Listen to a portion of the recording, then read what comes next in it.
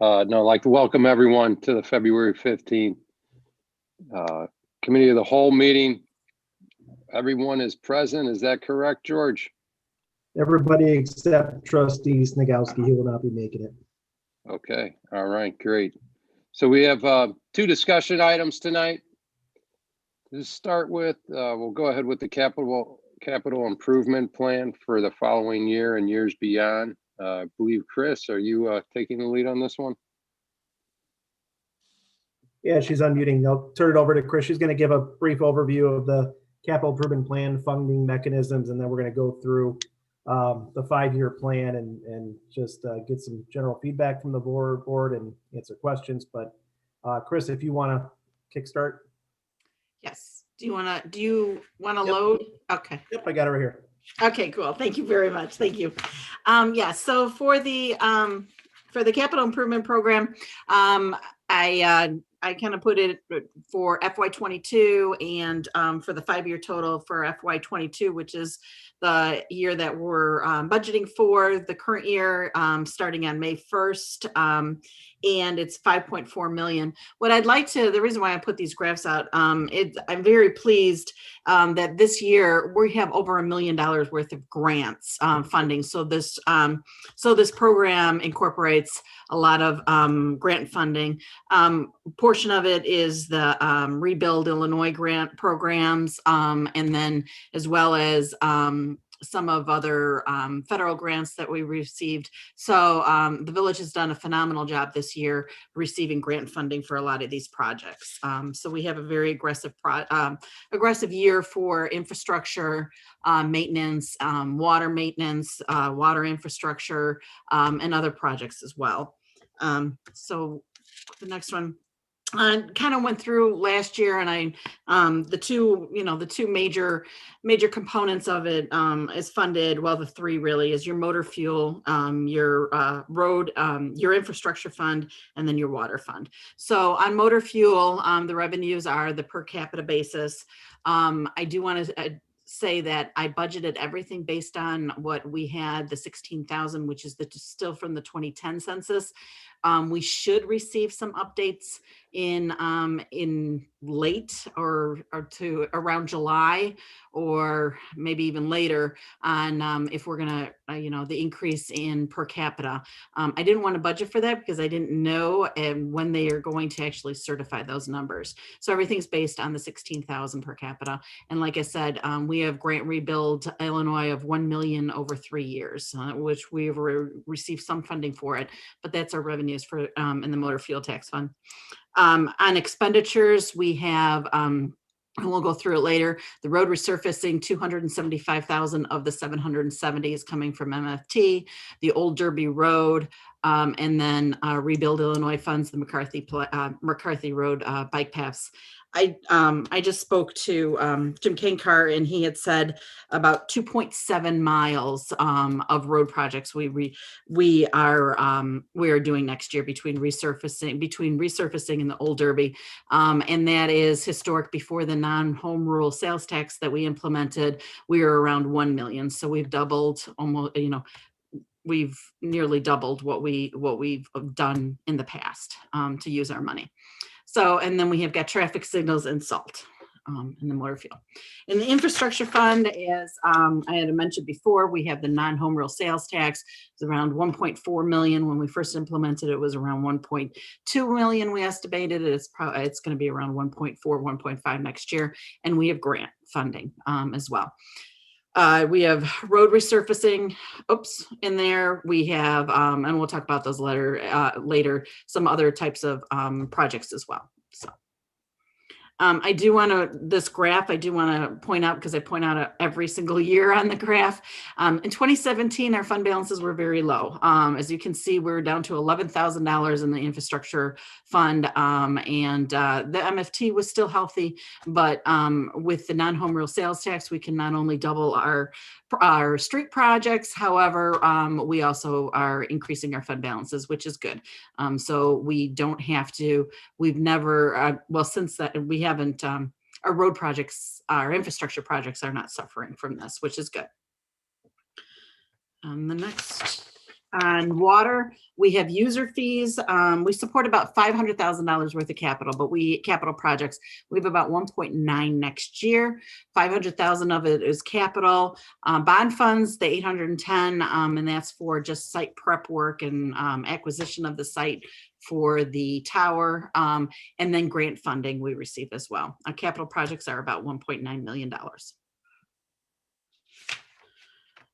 This year, what we've done, and that's the way we're presenting the projects, instead of doing it by funds, because it's difficult for residents, for anybody also to see, okay, what's this fund, what's that fund.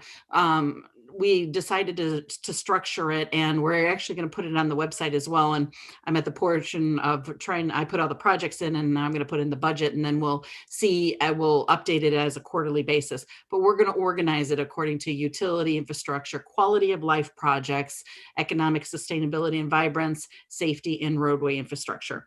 And you'll see when we present today, that's how we're going to present the projects as well. And I'm going to put the budgets in per project. However, it's going to be to the resident. They're going to be able to see, what are our safety projects? What are our quality of life projects? We believe that it's going to be easier on the residents to understand what projects are going on. So our next steps is, today we're going to discuss the capital improvements program. On March 4th, I'm going to post the annual budget on the village's website, the proposed annual budget. And then on March 8th, we're going to have our first public hearing. We're also going to approve the resolution to approve the capital improvements programs resolution. And this is really the plan. It's a plan. It's not a set like budget on the capital improvements. It will go into the budget for the annual operating budget, and capital, it will go into it. But this is so we can award contracts and award the bids to get ahead of the game before construction season happens in the summer. We'll have the annual operating budget discussion on March 15th, as well as fee ordinance, pay plan. We'll also discuss, and I didn't put that in there, maintenance, larger maintenance of the roof repairs of our facilities, and just larger maintenance program. And then we anticipate of having the second budget hearing on March 22nd with adoption in April. Okay. Now, oops. George, you're muted.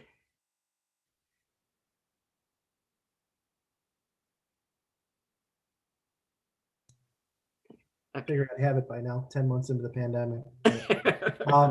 No, thanks, Chris, for going through that. And I think the best way, since we have grouped it a little bit differently, and we've added some projects and updated other ones, is I'm going to pull up the plan. I did go a little bit out of order from what's in your packet. I thought Ralph was going to be able to join us here today, so I want to kind of get him in and out of here. But he is in a truck. Obviously, want him to keep his eyes on the road. So I told him, if you have any other questions after the fact, please reach out to me, Chris, or you could just call Ralph. Try him in a couple of days, though. He's probably going to be tired. So real quick, as Chris mentioned, we have group things a little bit differently, and I'm going to come back to this sheet right here. This is the summary sheet that shows the 5-year plan. I think, as Chris mentioned, while the first year of the plan, which is the year we're planning to spend money in the coming fiscal year, that's probably the most important right now. This will be inputted right into the budget. It'll allow us to put projects out to bid. The out years, really a lot of these are estimates. There still needs to be engineering completed.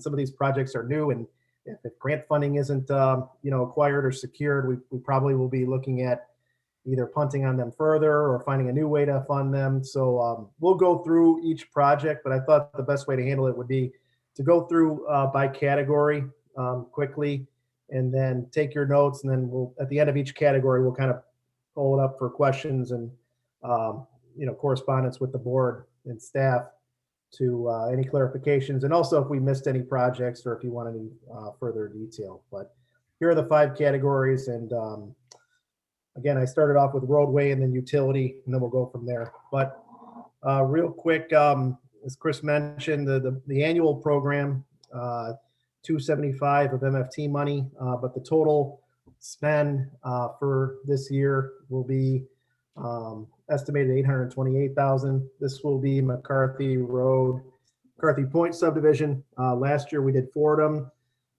This year McCarthy Point, and also a street on Logan and Pfeiffer. And hopefully after this meeting, we'll be able to get this out to bid to get good bid support from the project. But here's that the mileage from the previous years. This year about 2.8 miles from this program alone. There's another one which we'll go through here shortly. State Street, this is one of the projects that's in the out years. A little bit of a quality of life project, although we want to put it into roads. State Street's not in terrible condition, but there's definitely a lot of patchwork that's been done over the years with new water main. This is one of our key corridors. So this is one of the FAU truck routes that we've submitted to Southwest Conference of Mayors for funding. It is funded in future contingency years. Basically what that means is that we're probably going to have to spend some money to do some engineering on our own in order to realize some grant funding. So we do have a little bit, 30,000 in this year to start phase one engineering so that we were able to secure 80% funding down the line. Long-term project, but something we want to keep our eyes open on. 127th Street all the way to Illinois Street. This is one of the projects that we're going to be funding with that Build Illinois money. This is the McCarthy Road project. Now we've talked about it for about 5 straight years now. This will happen in the spring. It made the letting. The contractor has been selected. We won't have anything else to do. IDOT will handle the project from here, but we will have a local contribution of $363,000 estimated based on the bid. And we'll be able to use that MFT money, the grant money that we received from the state. So this project will finish this year. It'll probably be the entire season, but good to get this one out of the way. Another one, this is I think the key component to the Build Illinois money is that the villages are really being asked to spend it right away, or at least show that you're spending it.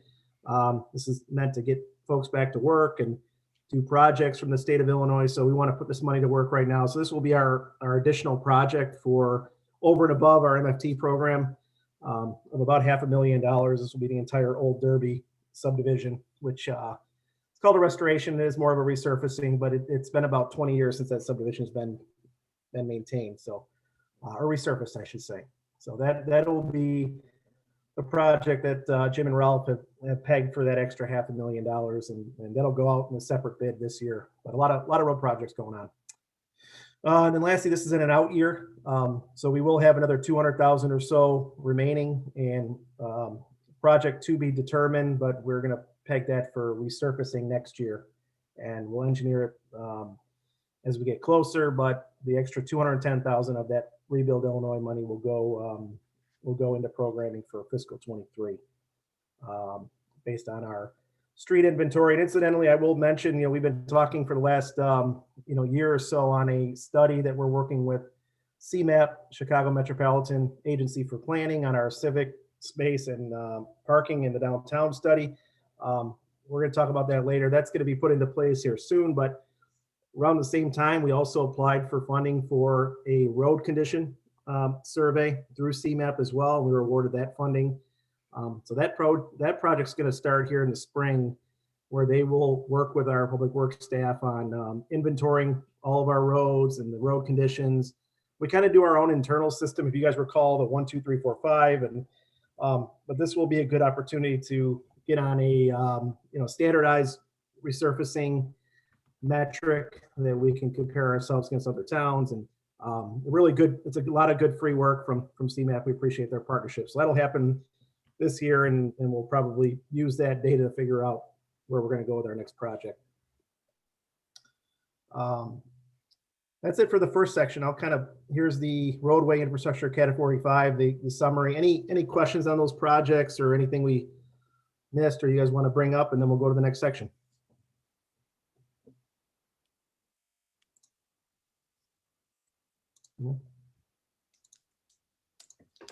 Yeah, cool. Well, if you guys have any questions after the fact, you can reach out or also contact Ralph. Next section is the utility section, anything related to wastewater, stormwater, or water utility. This is our annual water main replacement program. You've probably seen these projects before. We talked about them if they were funded with the original Army Corps project, which we ran out of funds, but this year will be part of our annual program. And then sewer lining, just continuing with our long-term control plan recommendations of, lining sewers where we can, and also studying them further for breaches. This is a continuation of the Main Street project. This project will happen this year. This is the Army Corps funded grant project. We expect, maybe another 15,000 or so of engineering for a project like this that could be undertaken. But the important part of this is we'd hope to get into this program in future years. We're in for future cycles of the U.S. Army Corps Section 209 program with our new consultants. So we think not next year, but the following year we might be able to get another grant where we would be responsible for 25%. Just want to keep that in the plan because we'll continue this project if we do receive more funding. Let's see this one, and this is just design engineer. We put in another 50 or 70,000 or so to design future years water main replacement projects. This is a new one that I'm sure if you guys were around, in town, probably 6 months or so ago now, we had one of our largest water main breaks. So we almost lost our State Street tower, with this one on 127th Street. So this will be an emergency. We repaired an emergency basis this year, but we will have to install a new 12-inch water main. We're working with the county and the state. 127th is county jurisdiction. The State Street south of 127th is the state jurisdiction. So we're working with them on responsibilities for roadways and whatnot, but this will be our cost, and this will happen this year. Which one is this one? Okay, this is the DCEO grant. We received funding from state of Illinois last year, and we chose a water main replacement on Stevens Street and associated resurfacing work. So this will take it from where it is now on River Street all the way north to Tri-Central. We will have a local contribution. The fund only covers, this particular grant doesn't cover resurfacing work, only bonded work, which would mean water main. So whatever we spend for resurfacing as part of that contract, we'll have to come out of pocket. But it's a good project to extend that water main to Tri-Central. This is we talked about the water tower site.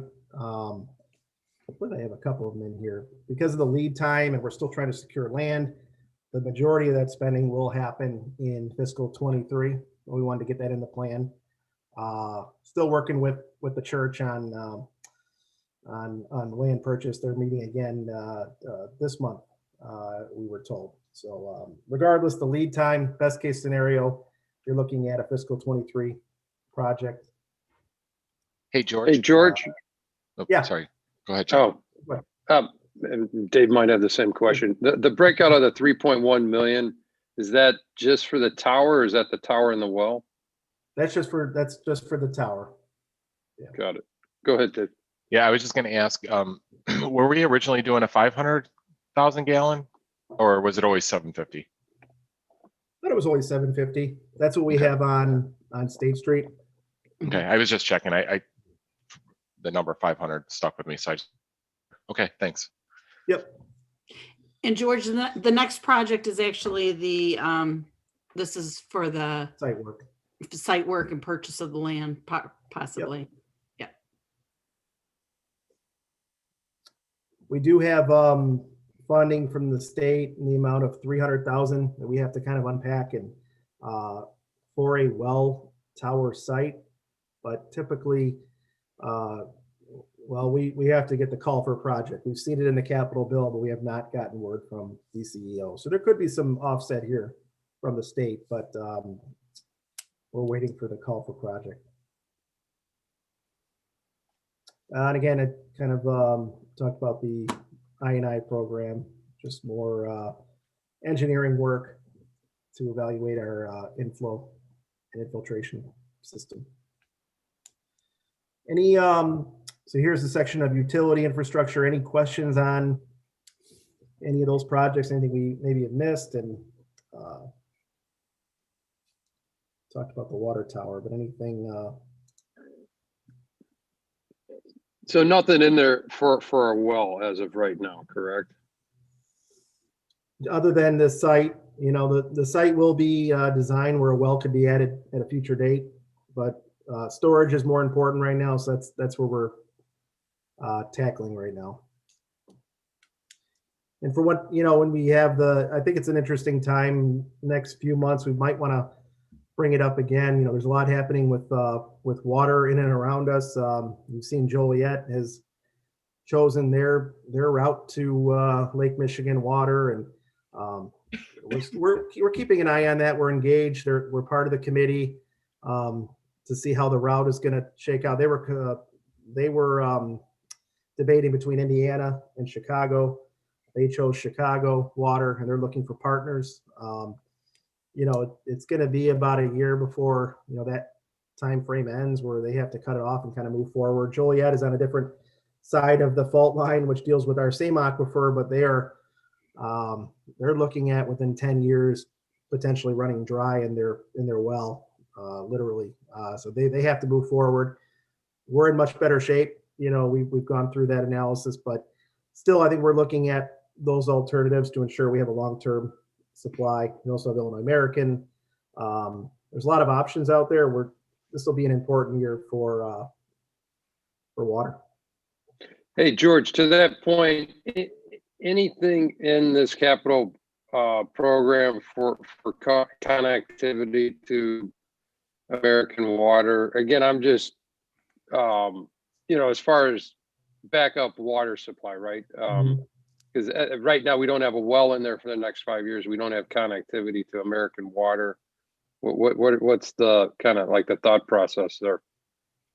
Well, as Ralph will tell you, I mean, with the tower, you know, we've been deficient on storage for quite some time. So that's step one. But as part of our HR Green study we did a few years ago, they pegged, you know, when we reach 22,000 in population, that's when a well will be needed.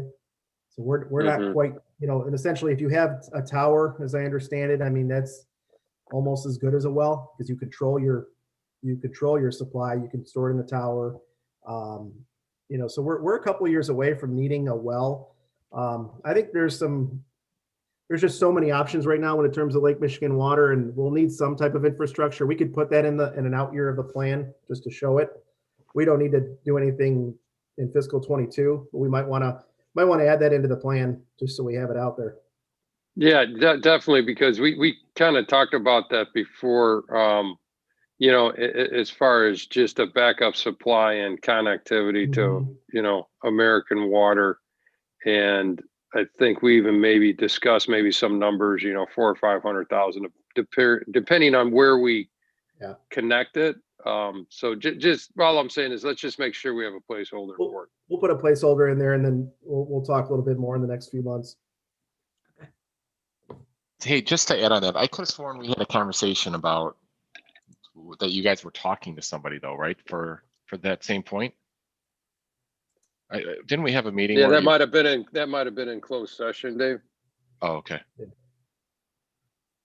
It is the Joliet option is interesting. You know, I think a lot of people were pushing for them to look at Chicago.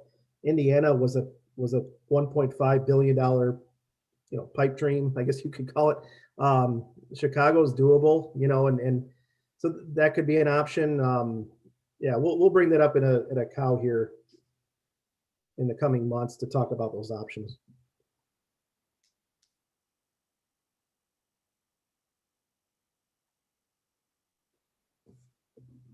Right. Anything else on the utility side? Nope.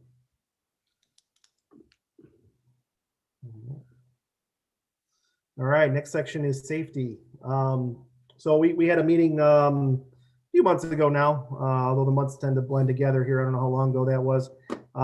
Had some interest from residents on a safer way to cross 127th between Rolling Meadows and Briarcliff. Have some updated news. We've talked to the county. We've done some initial research into it. It appears that the county is willing to permit a solution out here. Obviously, the village has to do the data analysis and funding, but at least it's possible. What we're hearing recently, this just came in about a week ago, that it'll more than likely not, it'll have to be further west from this entranceway. It'll be closer to where the crest of the hill.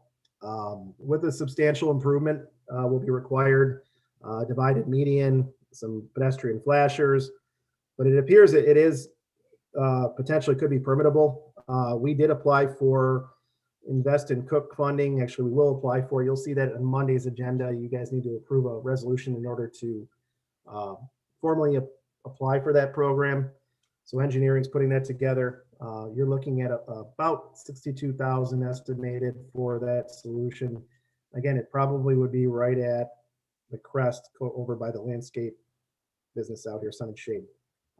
So good news, but still a long way to go. And we're hopeful. You know, Invest in Cook, we've applied 2 or 3 times with other projects. We think this one's, could be looked favorably upon. It is something that the county likes to do, and it's safety related. So we're hopeful. George, what are our odds of getting an Invest in Cook grant? I mean, it just seems like we kind of strike out considering we don't know where we're at, or Yeah, I mean, I I think mean, I'll kind of leave it at that, but some of our other projects may have been a little too conceptual, so I think this one's got a better chance, but you're right. And we struck out twice, and we are meeting with our, some folks in the Department of Highway Department next week, Jason and I and Ralph, to talk about it. So we're hopeful, but these are very competitive grants. yeah, where I'm coming from is, and I always say this about the lawyers too, but it's like engineers will come in. Oh yeah, if you get the the study done, or the whatever it is, the phase 1, and oh, by the way, it happens to be with them, then hey, you might have a shot of getting this grant. And I'm not saying specific to Cook, but I just don't want to be spending money unless we can actually get the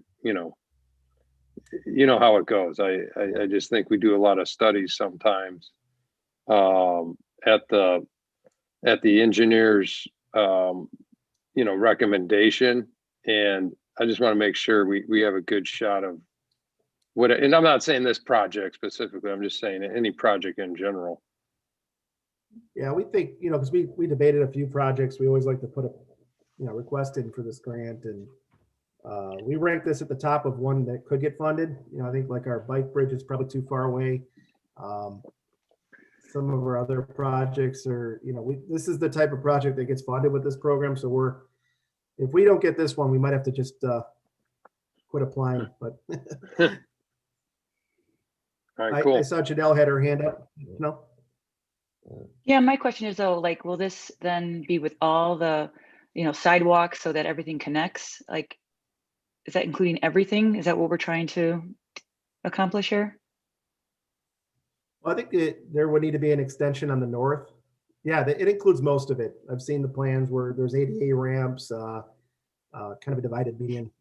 But if there's a gap, you said there's a gap of sidewalk that may need to be poured.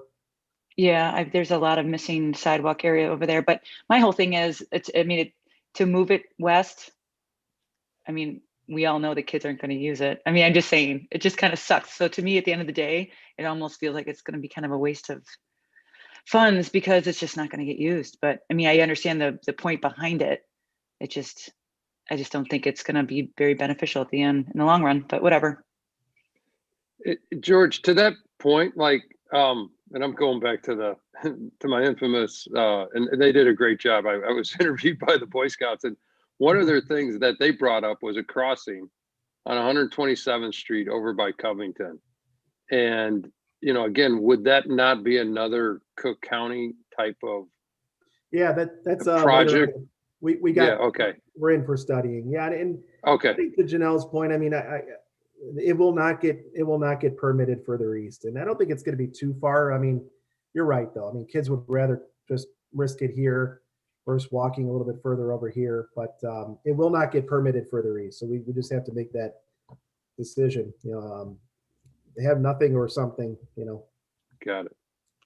I mean, but I'm just saying, like, at the end of the day too, though, we probably should maybe, when if this does actually happen, I mean, even ask the people around there, is it worth our taxpaying money and all this stuff and all this grief if that location really doesn't fulfill their requirements or needs?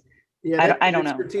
You're right. I mean, if you're in Cook County, so even if Cook County pays for it, you're paying for it. But this is why strategically, if we don't get the grant, we probably don't build it, type thing. Okay, just curious. Yeah. Still taxpayer money though. You're right.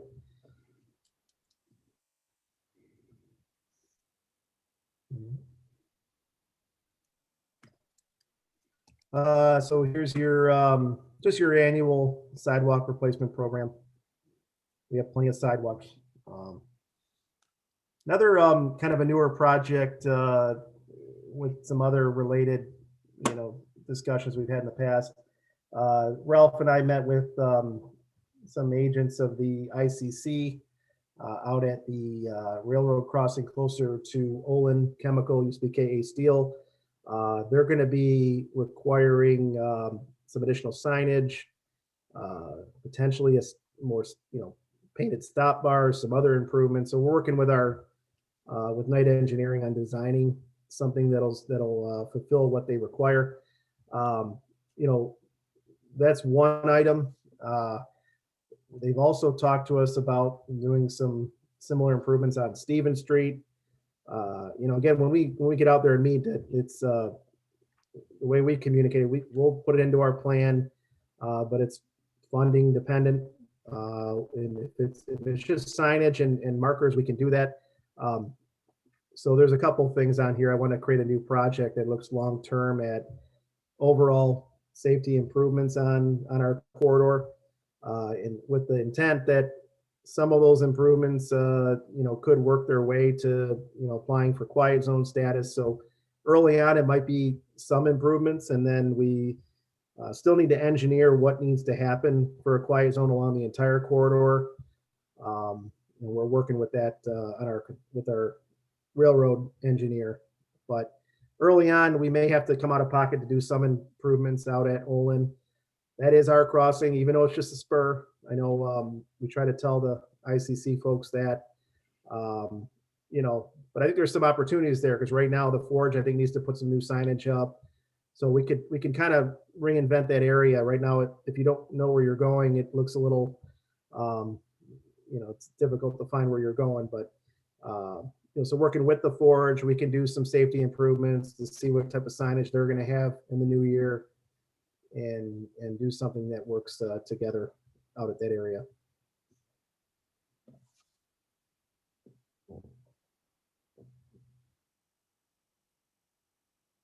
This is the I&M Canal ADA ramp. This is another one of those, like the crossing, Janelle, where if we get a grant, we'll probably, it would be great. We could build it, but this is about $500,000 worth of project.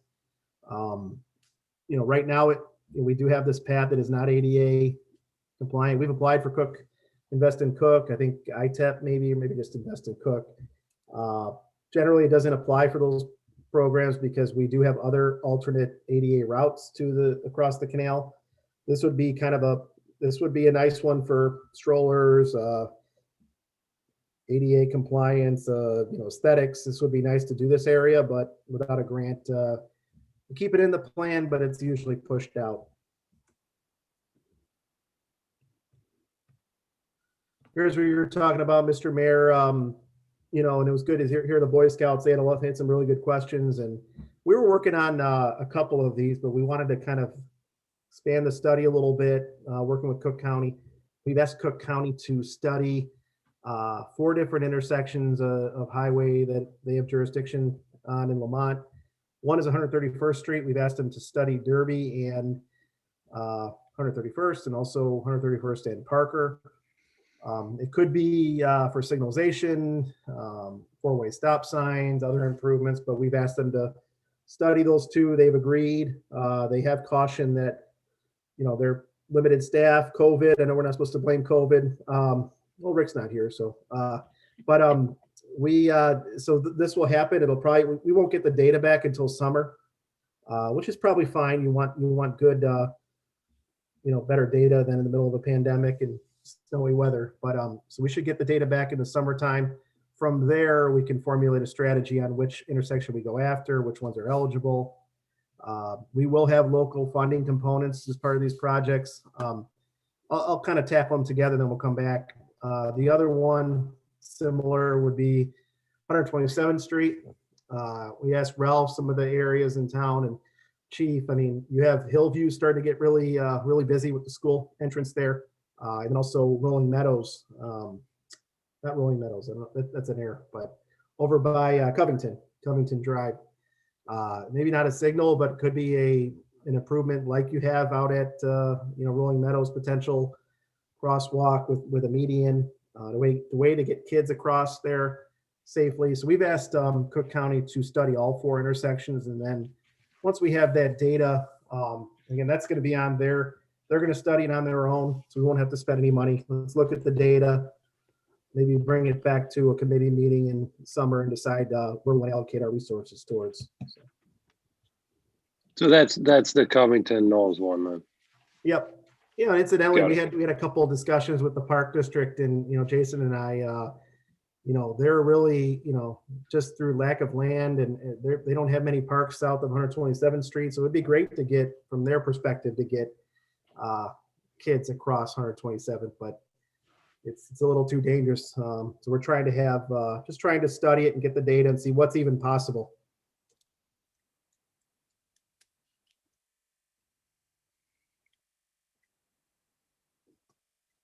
All right. Well, so on the safety section, any questions or anything on any of those projects? We probably won't put anything out to bid in these areas right now. So nothing we need to jump on, but it will be a part of our capital plan if approved. Rick, I have a question. Yeah. How's it cost to put in the pedestrian crossing by St. Alphonsus Church where you press the button and the lights go on? Ooh, that was probably, Chief, that was probably before your time. I want to say 20, maybe about 20,000. So that's not too bad if something could be put in these different spots with the flashing lights. Yeah, the difference there is that we have jurisdiction of State Street. We don't have jurisdiction of these other ones. So Cook County will probably require, and they're not substantially different, but there'll be bump outs and divided medians, and because they'll have to obviously vouch for, make sure it's safe. And so, Okay. Hey, George, the 1.1 million for the Metro Heritage Quiet Zone, again, is that just for the spur portion? No. And why is that only I thought it was like a $2 million project to get. Yeah, there's an error. The sheet had in FY24, the sheet had 1,820,000. The million is wrong. It should be 1,820,000. That's what it was on the sheet as well. Oh, okay. So that's for the full, and that is. Mayor, we need to get that re-engineered though. That number is really estimated based on years ago. So we do need to get Knight to, they're working hard on Walker Road, but they need to adjust and fine tune those numbers. It may not be that much, but it's complicated. There's a point system based on safety, and it's at least $1 million, but it might not be that 1.8. Oh, okay. I just wanted to make sure I understood if we had new information, but it sounds like we're going to do a Knight Engineering is going to get involved on that. Correct. And they'll look at that spur thing over by. Yep, they met with the Ralph Forge and as I, well. and that one that'll probably be in the $5,000 to $10,000 range, but so they're looking at that now. Okay, cool.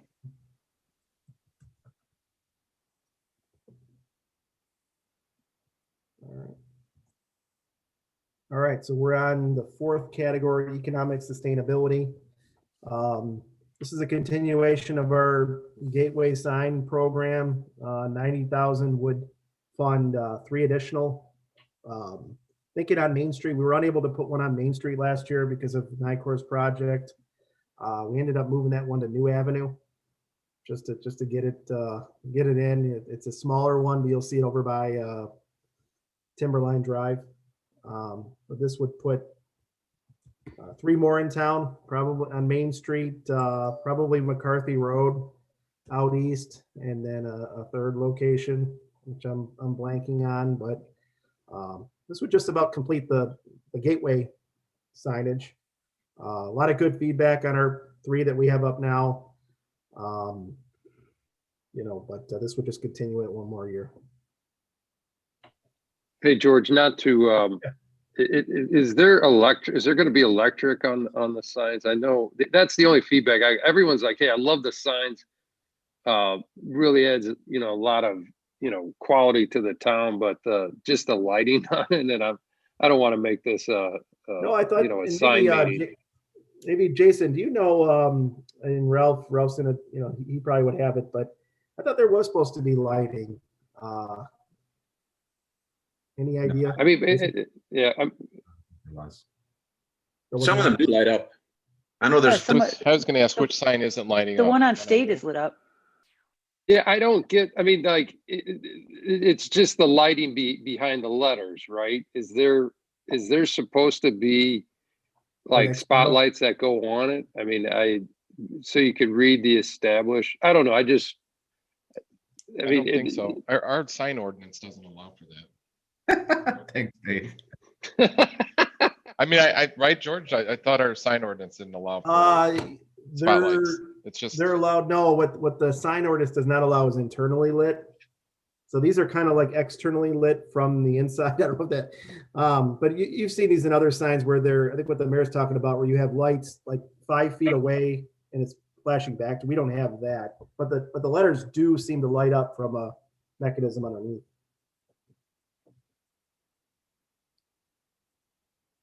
Okay. It can be done. There's power there, so it wouldn't be a big deal doing. It's just if it's something that's.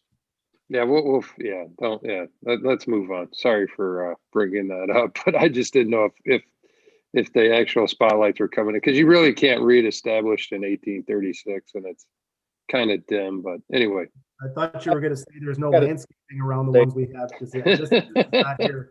But no, go ahead. Sorry for digressing.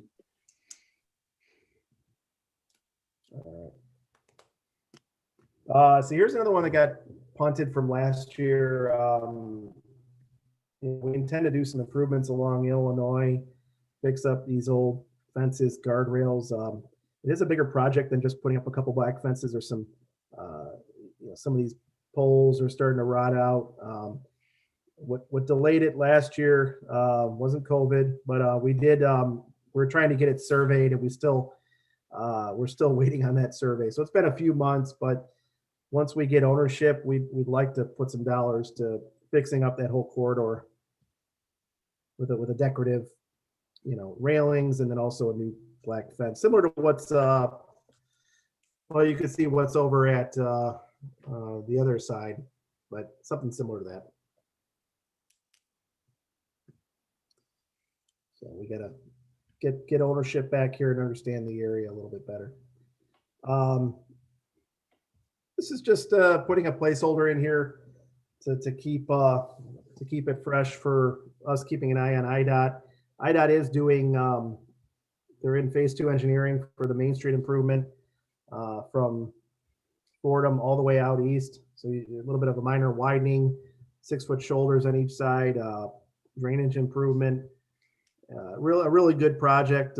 It's in phase 2 engineering. It is funded. Last time we had a meeting on, the state has money. It's just, this is a complicated project. There's right-of-way acquisition, things of that nature, but we will have a contribution when it does come to fruition for the left turn lane into the Forge. If Walker Road becomes an entranceway, we've asked them to keep that idea open and they will, but we will have to fund the difference of leaving kind of a vacant left-hand turn lane versus actually programming one. So, future project.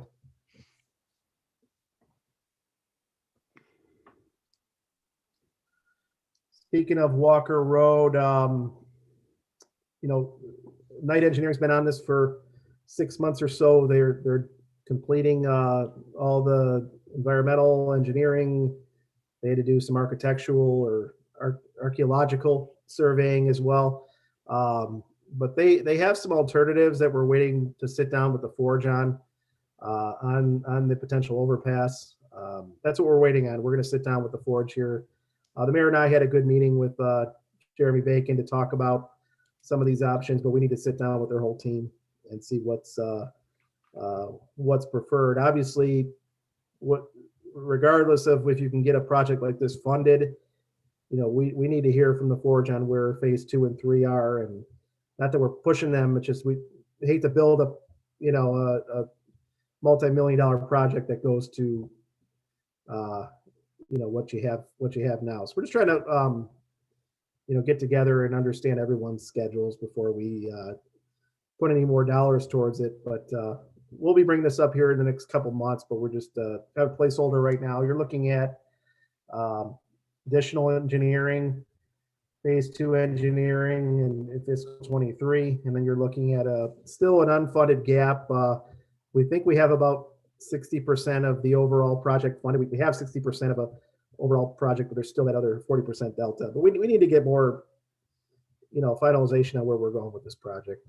So, Mayor, I don't know if we haven't had that meeting yet with the Forge, but still, I don't know if you have any other thoughts on it. But right now, it's just a placeholder so we can get everyone. Yeah, I mean, just so everyone understands, as George mentioned, you don't want to build something and before it's actually needed, and we just want to make sure we're moving. And the last thing you want to do is, okay, hey, we need it, and then it's going to take 5 years to build it because we didn't do, the initial phase 1 and the prep for it. So we're just trying to stay, in step with the Forge and obviously be smart. So we're not paying money that we shouldn't be. And again, it sounds like, from our initial conversations, year 1, they don't even count this past year as being open because of what went on with COVID. So, they're still very excited. Jeremy was very excited. They have a lot of stuff planned. And so I think, we heard all the right things, and, if things pan out the way they should, then we'll need this down the road. But again, we don't want to overreach until we know that it's more than going to be, it's got to be useful and very useful for this to work. And again, we also need to get funding for it. So we got 60% of it. We got to get the other 40%. So again, I think, the Forge understands where we're at and vice versa.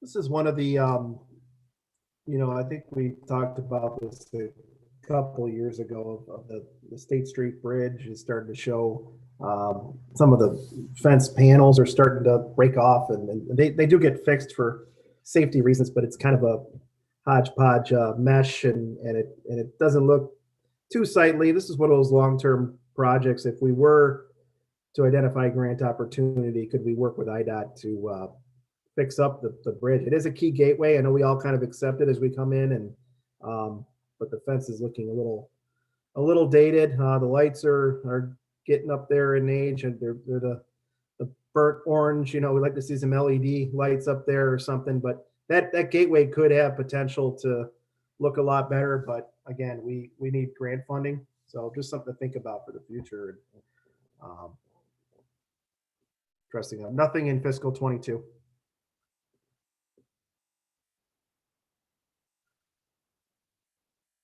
So the canal restore project, we've had this in here for a couple of years. We've received some letters back from the Army Corps that they're willing to work with us on a project where potentially they could help out with early planning phases. So that's kind of where we are with them right now, is to work with them on the front end before we put any of our dollars into it, to see if something could actually be done. These type of projects, they need to align with what they want to do. But if maybe there's a middle ground, you do some ecological work, but you also get the walls fixed. You also get the outfalls fixed up. So there's a potential project there, but I think it's going to need some collaboration with the Corps. So nothing in 22, but we're working with them, but no funding for 22 yet. That makes any sense. So just staff in kind.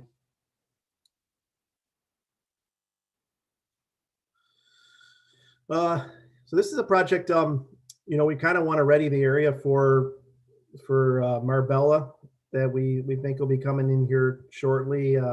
Talk to the developer, Jason has. We've had some conversations, and he's fine tuning a lot of details. And that should come here soon. But the reality of it, Canal Street, the area in front of Huey's as you go west to Lamont Street was redone probably 5 years ago now, maybe. And it was purposely, we did not continue it west because we knew there'd be a project one day. So Canal Street west of there will need to be redone, especially with all the construction traffic. And then also Lamont Street, that leg will need to be redone. So something may have to do some engineering in 22. We want to get that in the plan, but funding mechanisms are to be determined between developer, TIF. But I wanted to get that out there that, those corners are going to need to be redone in conjunction with an overall project. And I don't know if anybody, kicking it around between Ralph and Jim and Jason, we talked about the design, and then really it gets into the cost estimate, to try to make it a little more practical, and maybe you don't have all the pavers in the world that really escalate, these projects of just nice design. Maybe not all the pavers that we've done elsewhere, but that's something that we could talk about in the future, about how we want it to look. Yeah, George, real quick on that, because one thing we potentially could have is kind of like the gateway into downtown. If you have, depending on what Rob's going to do, and potentially what, if we can work with Pat Stanton and his parking lot, and also just the ComEd lines in that area. We've had several meetings on that with Pat, and I think we need to see how this develops, and if that is kind of the gateway to the downtown, we might want something, especially since we're putting in that river walk ADA. I mean, you want that to really tie in and be nice. So, I know that, but it's just more for the rest of the board. Something that we might want to think about doing. So those talks will happen once once there's a formal submittal from Marbella, but just keep an eye on it, and we'll put it in the plan. This is the Stephen Street bike and ped bridge. We need to get some updated photos, probably, Jason, but these Jason, I don't know if you have any comments on it. And you've been talking to Dave Landaware, and these things, in a perfect world, with funding, these things still take engineering takes time, right?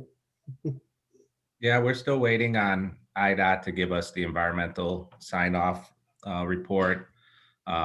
We submitted that in January of 2020, and are still waiting. COVID, I guess. But we're able to share at a pass cow, the proposed route. We'll be working with the Park District on making sure there's no conflicts where it sets down on the south side of the sanitary and ship canal there. working with Collins Engineering on the Coast Guard permits. We're kind of stuck in phase one until we get that IDOT approval. So we pushed this out to fiscal year 23. George and I talked to Terra Engineering, Dave Landauer, I think it was last week, and he kind of concurred that 23 is probably the earliest that this could get started. Hey, George, we had some pretty good luck when what we did is we had that, the consultant, we went down to Springfield, we were able to meet with IDOT. I know we kind of probably put that on hold for several reasons because of COVID. Is that something maybe we revisit if things, if people actually go back to work in Springfield?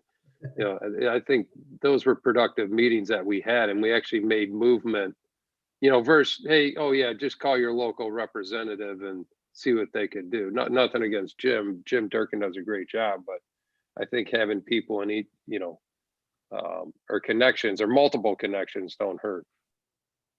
Yeah, we asked Dave Landauer to ping IDOT again to see where they're at. From what he was telling us, he works on other projects, that IDOT is now, for this particular agreement, they're now at 13, 14 months as standard. I don't understand it. But if there's we told him if there's anything we can do to escalate it, we will try. But Jason, did he ever get back to you on anything, or is it just you have to wait? Is that the? Not yet, but we do have a conversation with them tomorrow, along with Cook County Forest Preserve. So hope to get an update then. Yeah, we'll ask him. Yeah, what's equally frustrating, and it is what it is, but these things have to go in sequential order. There's grants, CMAC, ITEP. We applied for ITEP funding for phase 2 engineering. CMAC, they require almost a complete phase 2 engineering, Jason, to get CMAC, or so really you need a complete project ready to go before you can apply for certain grants, but we'll get there and we'll see what we can do on last day on Friday.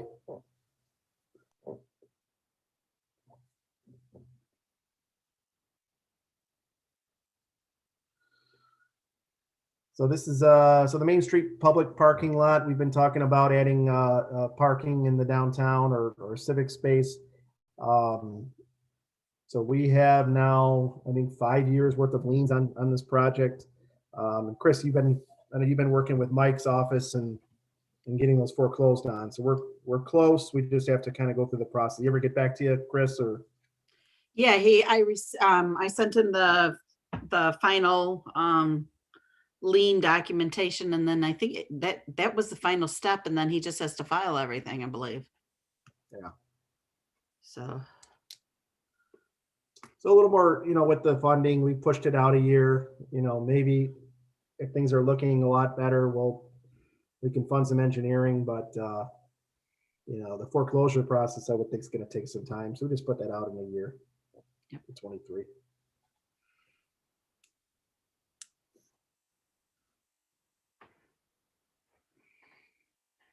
This is a new project. We've talked about it a couple times. I just wanted to get it into the plan so we can have some structure, with us when we start talking to our partners out at the Cook County Forest Preserve, Will County, who else out there, Jason, right?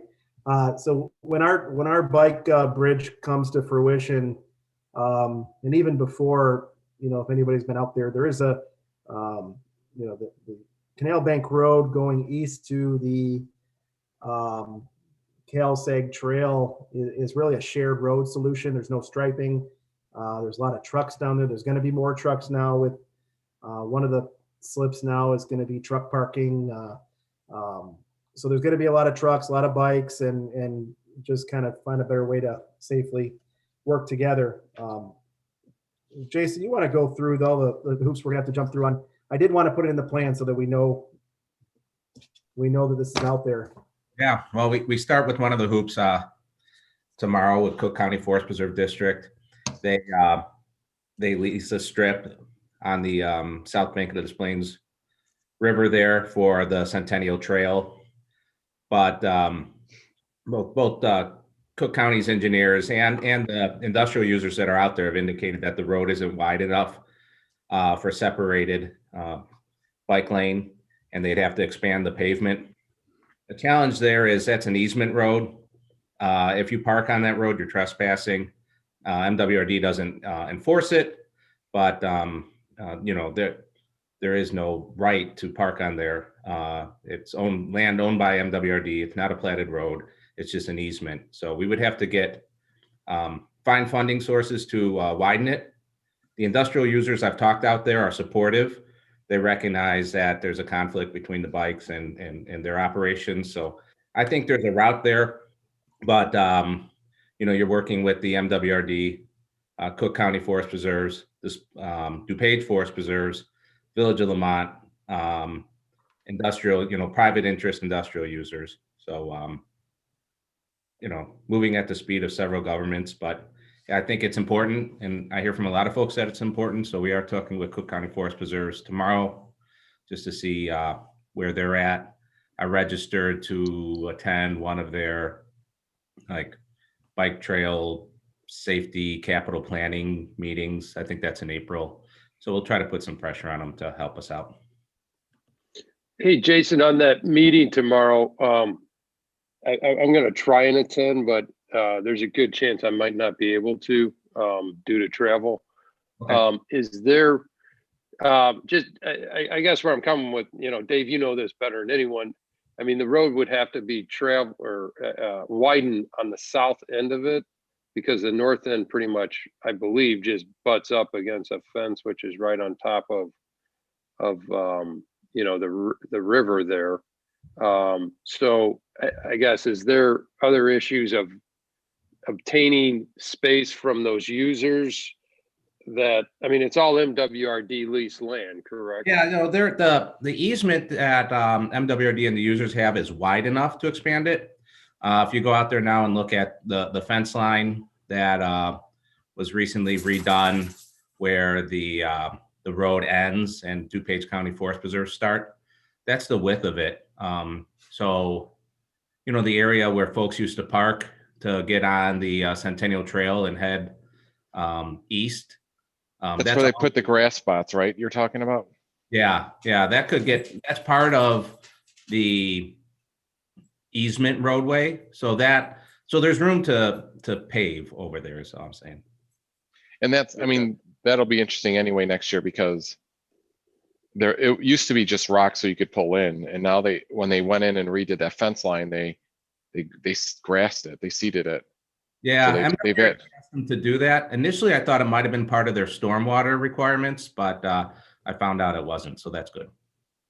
So it seems like, I'm gonna guess, and that area, John, as you know, because you were over there a lot this summer, that area is a pretty heavy parked area, and so you're just gonna have people pulling in the grass. So MWRD asked them to grass it. Yeah, I don't think they go out there and know how it works, though. Yeah, that's how it's used. You know, when we told them people use that for parking, they said they shouldn't. They're not allowed to. So. Well, they allowed a trail there, but they didn't allow any parking for the trail. So it's funny. Yeah, that's going to be a mess. Yeah, it is. No one's going to stop not parking there. I mean, thankfully, you know, we know the folks that have the sublease and the sublease to the sublease. So, you know, I reached out to him after Dave, after you brought that to our attention, and you know, so he sent me some photos and you know, some information about where the road is. You know, it sounds like they've been talking to the district for a while about, you know, making it safer with the bicyclists. Also sounds too like there's some challenge. I mean, obviously the canal came in the 1890s, so you hear things from MWRD like, we don't know who owns the land underneath the railroad bridge, and you just go, oh brother, that's gonna. Yeah. Yeah, just in the meeting real quick, make sure they understand. I mean, like right now, there's no direction for bikers. There is going to be someone hit. I mean, or something's going to happen, because you got bikers on one side. Sometimes you got bikers going right down the middle. They don't even know it's a truck route. So I just think that MWRD doesn't understand the use of it and who's using it and how many people are using it for recreation. And Yeah.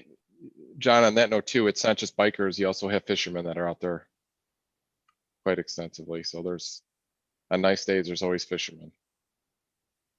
And I've seen hunters out there as well, illegally. So We're gonna put kayakers out there. So Yeah. yeah. So anyway, just food for thought tomorrow's meeting, Jason. And I'll try and catch up with you beforehand. Sounds good. Thanks. Gonna move at the speed of 4 units of government working together, Jason? Is that what you said, or? Yeah, that's what I told Leo Catoni. He asked if we could use that. Yeah, it's I think especially lining up with, we'd like to get it done sooner, but I think the reality is if we put our bike bridge out there, we're going to increase people coming to and from our downtown. You know, we'd like to see it all happen at least by then. So you're not putting more people out in harm's way. But we'll keep meeting with the folks. It's good.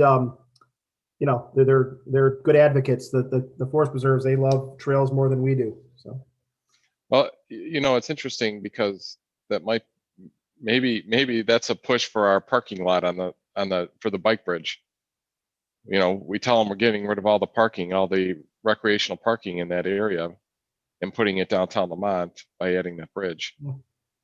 Yeah, certainly. You know, I think we've always said, go out there and look around. You know, people are using that land to park and some of it's not safe. So we're trying to create a safer situation for the industrial users. And we've had, you know, great cooperation with them so far.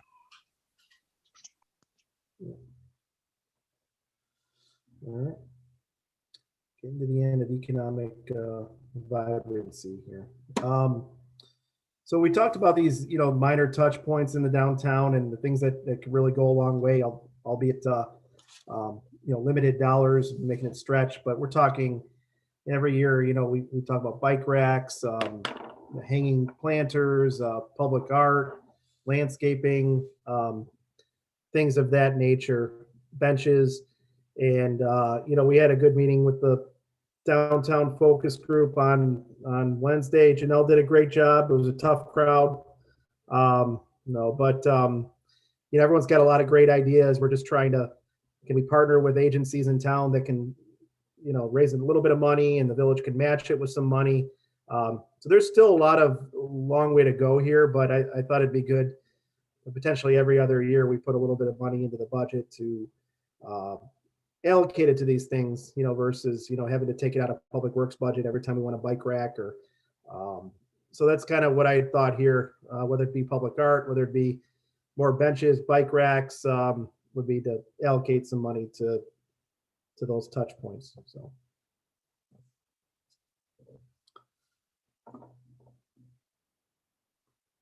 We'll get to the end. Anything, we're on to our last category, but anything in that category you guys want to go through again? We touched on a few of them. Anything we missed that you think we need to at least put on the plan for the future, or?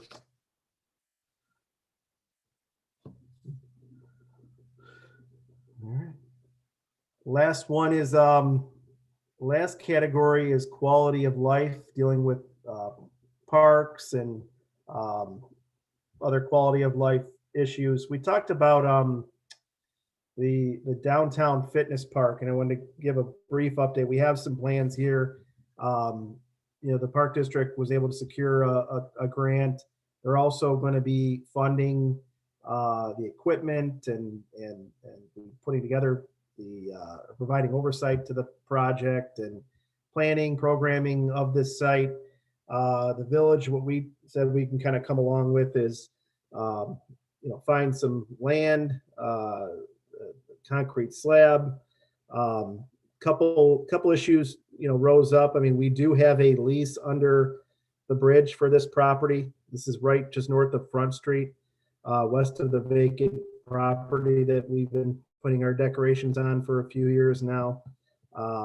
We are waiting for a formal approval, or at least, you know, giving us the okay to move forward on a project from IDOT. We have a lease, but as we look closer into it, the lease is for parking Obviously, no one's going to park on this piece of property, but we thought we need to get IDOT's determination of whether or not this use will be acceptable under our lease. Do we need a new lease? So that's what we're waiting on. It's still a really good site. I think if IDOT says no, we have to look at an alternate site, but I think it gets rid of an eyesore underneath that bridge. It's a good use of the property that'll never be, used, other than just an area under a bridge. We're just waiting for formal approval from IDOT. We hope soon, but we'll see how long IDOT takes to get back to us.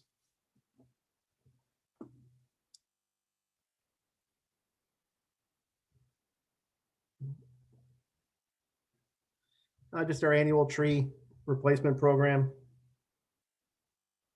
Kind of similar to previous years. So Tri-Central, Jason mentioned we're meeting on Friday to talk with the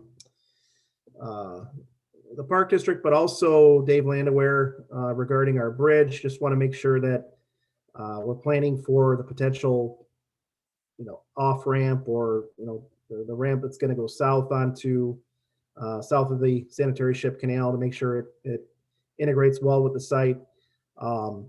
We are, and the reason why there's $500,000 in here, we have a grant fund that we've talked about previously from DCEO. It's a state grant in which we'd like to allocate to this project, and then the Park District would design it, engineer it. They fund it themselves, but we can really, as part of this project, we can get it off the ground potentially in 22. Park District's working with MWRD and the IEPA on a phased remediation plan that'll allow for one section. We're kind of calling it phase 0.5. It's a little bit of a hybrid. In order to get something going, would be east of the bridge, and potentially would be a parking lot, play piece, and then some other features, little trail on the east side of the bridge. And then over time, future phases would include more trails, soccer fields, and then more trails. The first phase, 0.5, we're calling it, would be green infrastructure required. If you can kind of vision the site, I mean, it would be a separation between the canal wall and the programming. You'd have green infrastructure, landscaping, a little play structure, and trails along with a parking lot would be phase 0.5,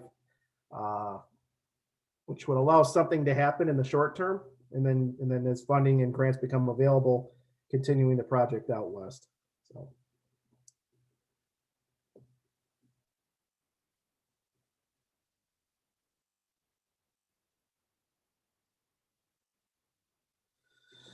This is my favorite project. I already got an email from Trustee Snagowski from Florida.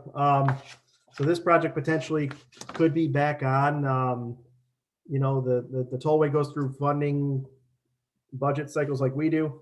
And just they reached out to me a couple weeks ago and said, yeah, this is still on if the village agrees to the terms of the IGA and works with the HOA. So again, I talked to the HOA president for Briarcliff and just kind of brought it up to him like, hey, are you able to make it work? Have you talked to a contractor who could do it for the allotted amount? And he said he would re-engage the contractor. So, and I know we had the other individual from Rolling Meadows. I know everyone's going to want a wall or mitigation. This is really, from what I understand and deal with the tollway, this is really like all Lamont's going to get for mitigation. This is over and above any type of policy that they already have.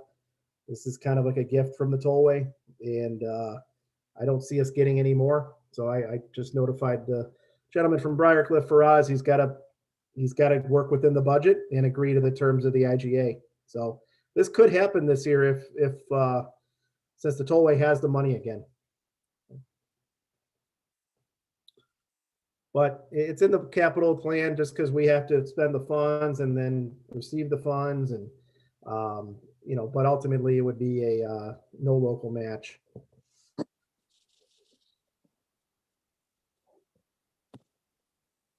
Dave, trustee Maher, you have your hand up. Yeah, we asked them if they would go to, if they went to the rest of the homeowners other than the board for this. They have He had another, said- yeah, they have another meeting in February. I just wanted to make sure that that was something they were planning on doing. They said that they talked to the board only. They said they didn't talk to the rest of the homeowners association on it, so. I just wanted to make sure that they do that. They'll talk to them, or that's what they said they're gonna do, but if the board, signs the IGA with the village, I guess that's where, I don't know if there's, a vote or anything like that, but the board, I would think, has the right to enter into contracts or. No, I'm just saying that as a board member, I just want their confirmation that they brought it up at a board meeting and let the rest of because the board's not the only one liable for this wall, the entire homeowners association is. So I want to make sure that they're making all the homeowners aware and not just 5 or 7 people that are on the board. Yep, good point. I'll make sure that for us, at least, he forwards it out to them and I get something back. Exactly. That's all I care about. Yep. Thank you. I think Ron had his hand up. Yeah, I've got a question. It obligates the village to manage or a construction project or be responsible for additional costs associated with the project and liability. I don't think we should have to pay a dime towards any of this. That's my opinion. And is this going to be on private property or on tollway? I think it's going to be on private, right? Private. I think the point of that, term is that the tollway doesn't want to deal with an HOA. So they'll want to enter into an IGA with the village that says, hey, we are going to be on the hook. Now we have to separately assign those responsibilities via an agreement to the HOA. But the same issue is going to, if the HOA goes default or what mechanism do we really have? I mean, there's an element of trust with the HOA on this one, just because the tollway doesn't want to deal with the HOA. Can't blame them. There's no documentation we could formulate to guarantee that they would be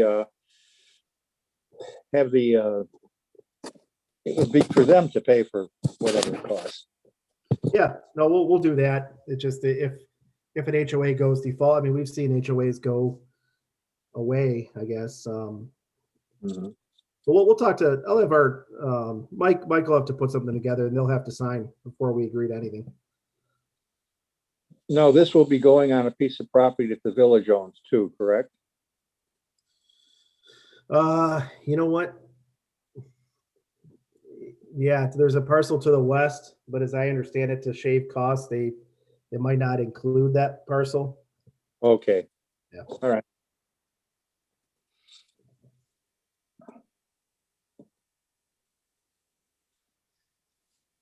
This is another one just to kind of keep an eye out for. Ralph brought it to our attention during our planning meetings is, as much as we've welcomed everyone spilling out into our right of ways during COVID and it's been successful, Budnick Plaza will eventually need to be restored to some extent with new landscaping.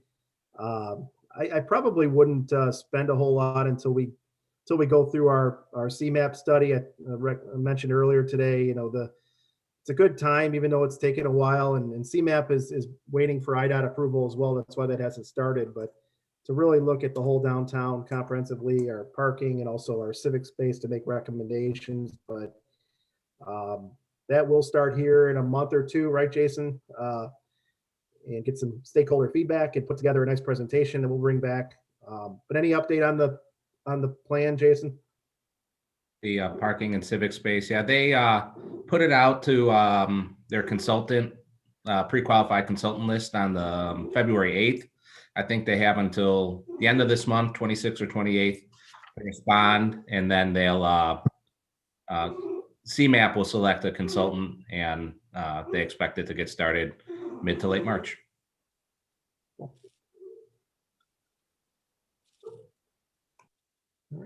Any, that is the last category, but anything else on quality of life or any other component?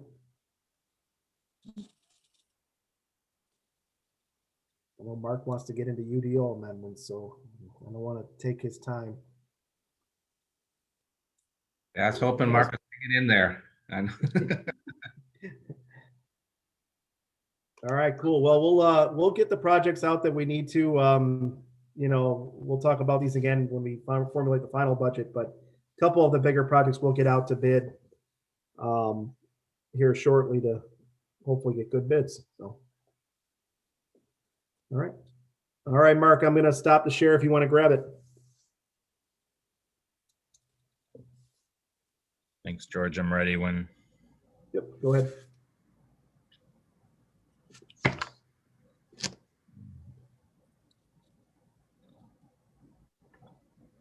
don't have.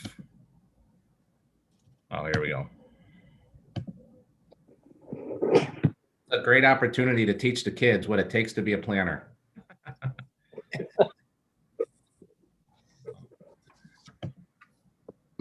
They know Zoom better than Mark probably by now. What are you talking about? I think they do actually. So thank you, everybody. Just a handful of kind of groups of some UDO amendments that we've been going through with the Planning and Zoning Commission. Actually at a couple meetings, the December meeting, and then again this past couple weeks ago with our February meeting. So we'll just kind of walk through them. Kind of like with the capital plan there, just if you have any comments on the specific item, we'll kind of go through them one by one. So the first set of amendments, real quick, I'll just mention rather than repeatedly mention it, everything that we're showing to you today does have a unanimous recommendation from the Planning and Zoning Commission. So, all right. So the first set here are just a couple of amendments to our use table. The first one would be for the bed and breakfast use, which would be to move it from being a permitted use in residential districts to a special use in residential districts. The next one is with roadside markets. Right now, the roadside markets are in residential districts allowed in a couple of them as a permitted use, as you can see. And we're kind of changing that so that they're a permitted use only on lots of 10 acres or more. And that's to align them with a agricultural use that we have, some regulations related essentially to farming. So this would go hand in hand with that. And then on the smaller lots of 5 to 10 acres in the R1 and the R2, as you can see on the screen, it would be a special use. And then this would also just be a special use in the B3. And then the last use table amendment involves construction contractor offices with a yard. And we're proposing to just change that from being a permitted use in the B3 to a special use. And this is specifically with a yard. If the contractor office does not involve a yard, it's still a permitted use. But we just think with having a yard and storing materials outside, et cetera, that it's maybe a little bit more appropriate in the B3 to be a special use. Any questions, comments, concerns on these?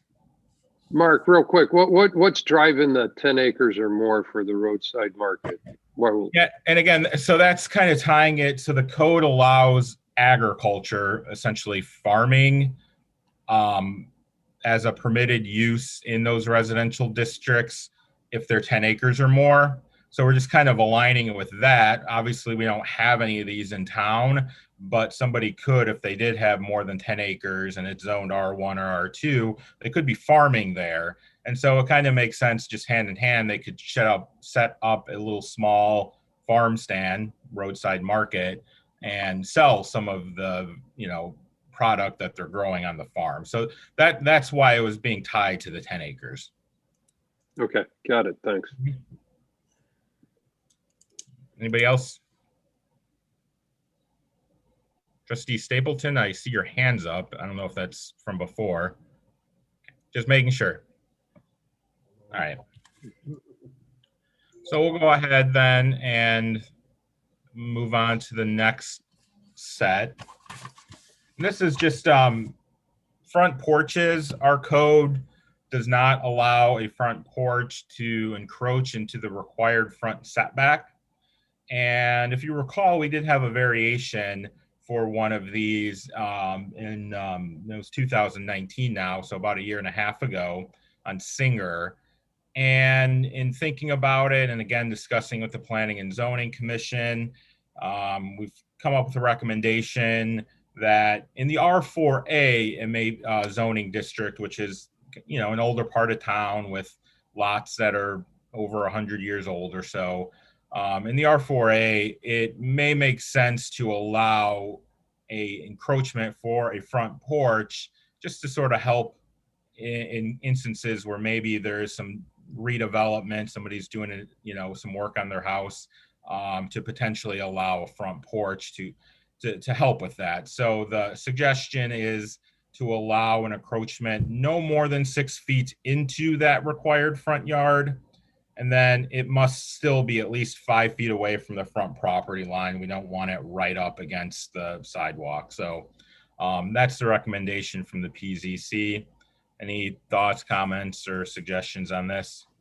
I just one quick question. What is the front yard setback In the R4, in the R4A, it's a default 25 feet, but the code in the R4A allows an exception based on the block face.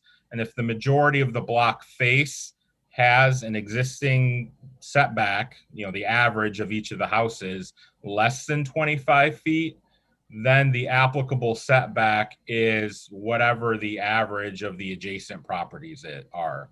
So it's a little complicated. So, but it's 25 feet or essentially kind of what the existing setback is. Right. So this is just changing it to say a new one could end up sticking out a lot, or do we not have that issue? So let me ask you a different way. The way you're saying it is you're basically trying to have the houses on a street have the front porch about the same at about the same spot across the street, right? Going down the street. I mean, that's what the front setback exception allows already. This would just provide, and again, it kind of stems from that variation we had on Singer, where roughly, in that case, it was only a 3-foot encroachment into the required setback, where the code said, basically, given that convoluted exception I mentioned, their setback was 15 feet, and it ended up only being 12 feet from the property line. So we just kind of want to have something that would make it a little bit easier for front porches, because with the smaller lots, it might, even with that exception, with the front setback, it still may be difficult to develop a front porch, to build one. Okay, yeah, I would guess my question was really around, I understand that the way it is today, if it goes in there, it's got to be, it's based on the average of the other houses around it. So it looks consistent with the other houses, the front porch, right? That's that whole average thing that you talked about. Yeah, that would be for the code as is for the front setback, yes. Exactly, yeah, that's what I mean. So I'm just wondering, it seems to make sense to not want something super close when everything else is set back on this. So I was just wondering about that. Yeah, I mean, are we just making this adjustment for the one house that we had, or do we?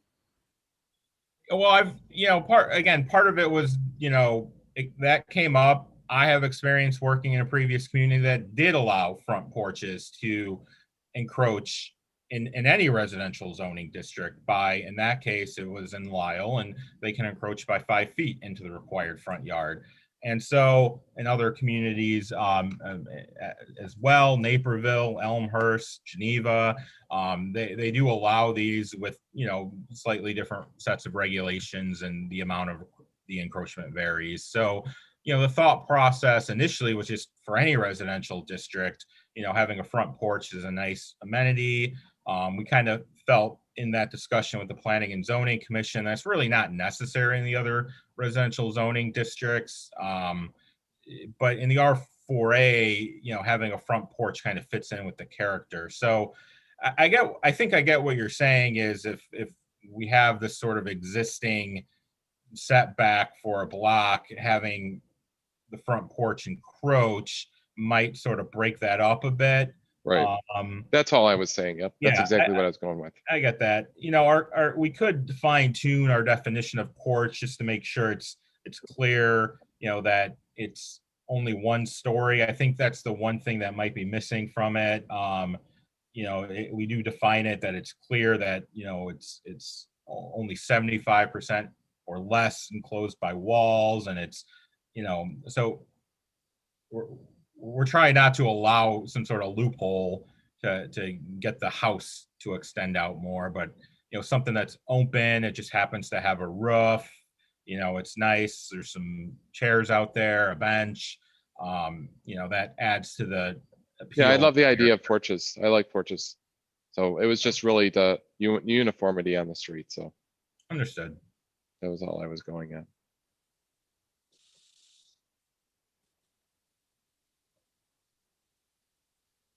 Anybody else?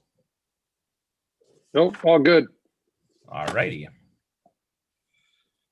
The next proposed amendment involves open space, but specifically just with the R5A zoning district, which is our newer zoning district we put in place about roughly 3 years ago now. This did stem from a larger conversation about the code requirements with open space in general, specifically with planned unit developments. But the Planning and Zoning Commission wanted, you know, directed staff to come up with a couple of different alternatives when it came to the PUD. So that's something that we're going to talk about at the March Planning and Zoning meeting. So in terms of the open space requirement in the PUD, that's a later conversation. But with the R5A, when it was created, it did reference the PUD open space requirement. So essentially, the code requires 15% open space. And in discussing it with, again, staff and then with the Planning and Zoning Commission, the recommendation is to eliminate that requirement. And some of the reasons for that is none of the other residential zoning districts have that requirement. So, you know, it makes sense to have some uniformity across those residential zoning districts.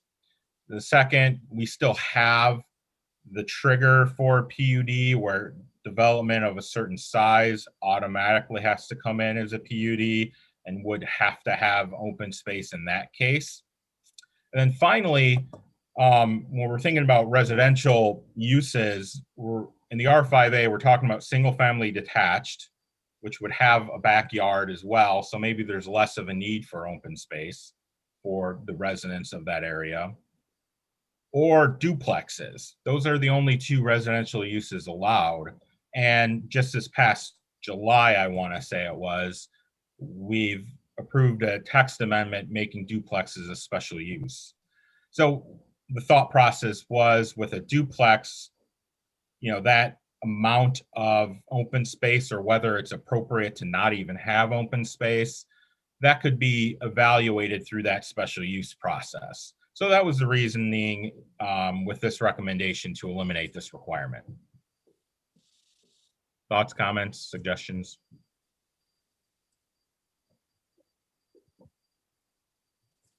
I'm going to move on. Hearing none. The next couple of UDO amendments involve signage. Some of this is just cleaning up some stuff. So with menu boards for drive-throughs, our sign regulations basically don't have any regulations. And that's actually, unfortunately, somewhat common, just in some of the research staff has done. Obviously, there are communities that do have their regulations, but in a lot of communities, it's kind of something that just gets overlooked. And in part, though, maybe a lot of communities have drive-throughs as special uses. So, you know, it might get regulated and reviewed through that process. But we felt it prudent to put some regulations in place For drive-through menu board signage, the illustration on the top of the screen, we've borrowed from Mundaline, and more or less these regulations sort of that we're proposing mirror theirs. One set of signage per drive-through lane with a maximum 75 square feet and a maximum height of 8 feet. That 75 square feet could be through, you know, sort of a grouping of signage. A lot of times you'll see sort of like preview boards. The image on the bottom's from McDonald's. I'm not sure how well you can see it, but on the left side, and I'm not sure if you guys have gone through their drive-through recently either, there are these smaller sort of preview signs, and then you get to the main board. And then a lot of times there's smaller temporary signage for new products or so. So there'd be a small bonus of 10 square feet for that proposed. The signage would need to be 15 feet from any residential lot line.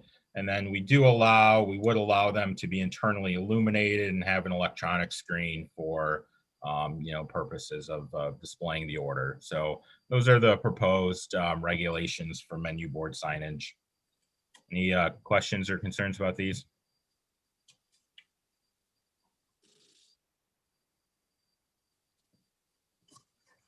All right, moving on. This next one's really simple. These sorts of feather signs or flag signs are sometimes referred to. Our code does not specifically address them. It may, through a certain interpretation of parts of the code, but it's not explicit. So we're just proposing to make it clear that we're not allowing them. So the recommendation is just to add this to our list of prohibited signage. Any concerns about those? Mark, real quick, would that, like, for open houses? I know sometimes these realtors use those. Mm-hmm. That would be prohibited, obviously. Yeah, it would just prohibit it, period. Other sorts of temporary signage would be allowed, but this specific type would not be allowed. Gotcha. Hey, Mark, how did this come up with the planning and zoning? Is this just a common? Yeah, it's commonly, you know, they're a relatively newer, and by that I mean within what, the last 10 years or 5 years, these types of signs have started to proliferate. It's relatively common for municipalities such as other ones I've worked in or that Jamie's worked in or other communities that we've looked at. Their regulations, it's relatively common to not allow them. So it was initially a staff suggestion, and the Planning and Zoning Commission was comfortable with it. Okay. The next set involves two, they're kind of related, so I grouped them together: construction signs and development signs. They're in a similar part of the code right next to each other.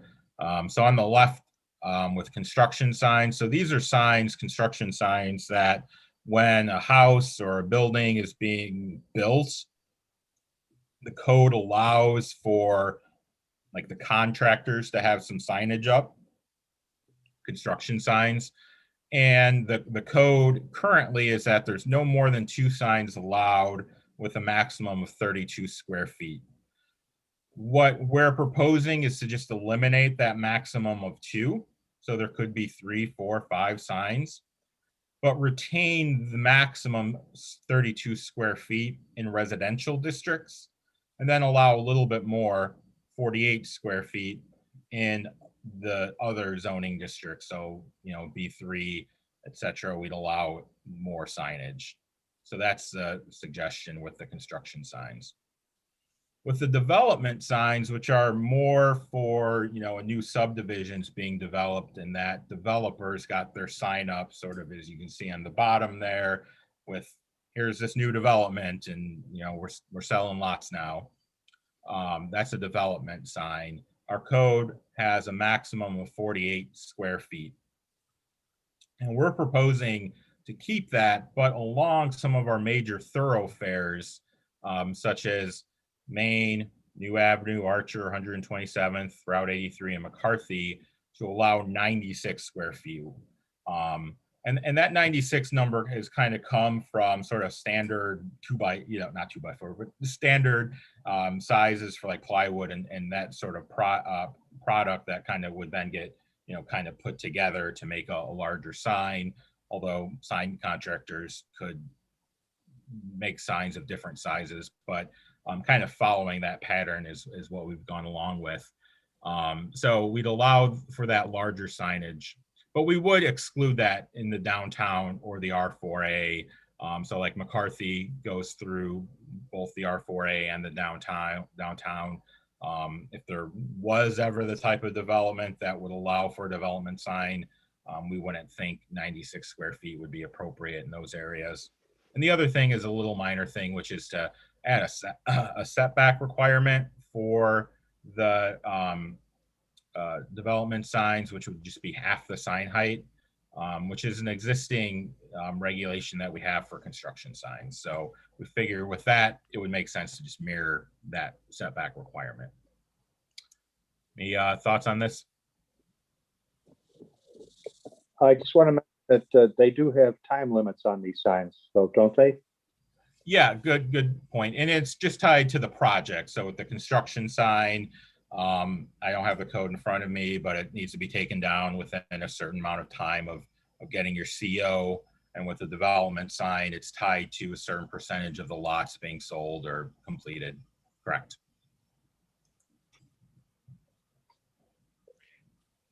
Did you write this, Ron? I kept out of it. So Mark, a quick question. What was the impetus of changing these? Was there something? Again, a lot of it was just staff and some things that we've seen in some of our, my personal experiences in other communities and seeing other communities having different size regulations, and thought it would be, sometimes we just, we bring these to the Planning and Zoning Commission. We had more, several other suggestions as well that the Planning and Zoning Commission said, interesting idea, but we're fine with the way things are. And with some of them, like the ones here tonight and these with the signs, these were, staff suggestions that then got modified with discussion with the PZC. So again, it's just from some experience that we've had. No, that's fine. I just wanted to see if there was complaints coming from any of our developers that we had, if that was one of the triggers. Because I'm aware of that. No. Okay, that's good. Because from my perspective, I like the smaller signs that we have in negotiating signs if they want more in the PUD as opposed to significantly allowing it to increase. And we had some sites that were in the downtown area, like on McCarthy, if you remember that house that was there, where they kind of put a fence up and then kind of did a wrapper on the signage. And to me, in those areas, it just looks really tacky. And to allow a 96 square foot one, I guess, if they're not asking for it, why do we want bigger signs if they're not asking for it? And that one, is my only opinion there. Sure. And I there could be the one in question that you have, which I believe they did eventually take down. Yeah, they did. Yep. That would have been more of that construction sign, and they took it down because it wasn't complying with the regulations as it was, as they were.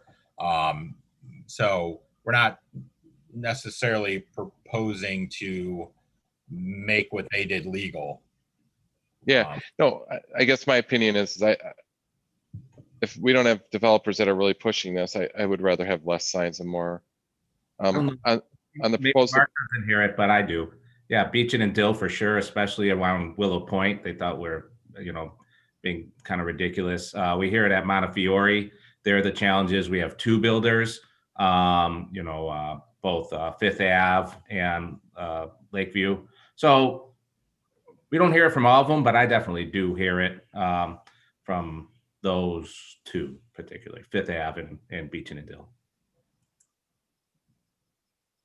okay, is there a way we can tie it then into a PUD somehow?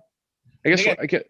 These are the temporary development signs, not like the monument sign that goes up. And honestly, it's an afterthought. They've had their PUD approved for months, and I mean, obviously, based on this discussion as staff, we can have a conversation with these developers. But I've had conversations with developers about signage, and a lot of times they're like, "Well, we'll just do whatever the code says," and then they end up wanting something bigger.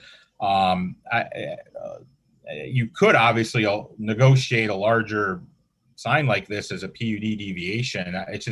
That's not something I've ever come across with this sort of just temporary sign that's only going to be up for a few months or a couple of years, and larger development that takes a long time to build. That's just my experience.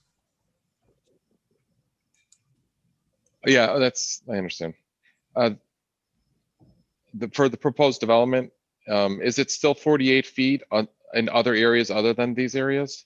And then this is just going to 96 feet in these areas? And so a lot of regulations and, the thought process with signage is when you have an arterial road or a larger road, you're going to have higher speeds. And so, the smaller sign leads to smaller, a smaller display, smaller font, and it's less legible. So, with higher speeds on these major roads, not in the downtown or the R4A, we just felt it would be, something to potentially have more signage. Yeah, no, I understand. Yeah, I just want to make sure the other areas. So no, it literally would have to be a sign where the sign is off the right of way for any of these roads, and again, not in those two zoning districts. Okay, so the only thing that I would ask to change is then the proposed construction. I would still like to keep it 2 in the residential districts, is my opinion, but if no one else agrees, then it's fine. I don't mind going up in other districts to the 48 square feet, but in a residential district construction, I would hate to be having it, I've had vacant lots next to me. I don't want more than 2 signs up there when it's being built. So personally, that's my feel for it, but otherwise I'm fine with the other ones.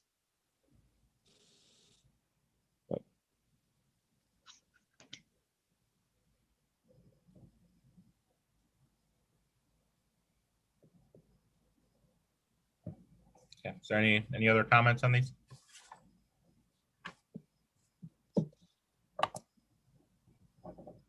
Okay.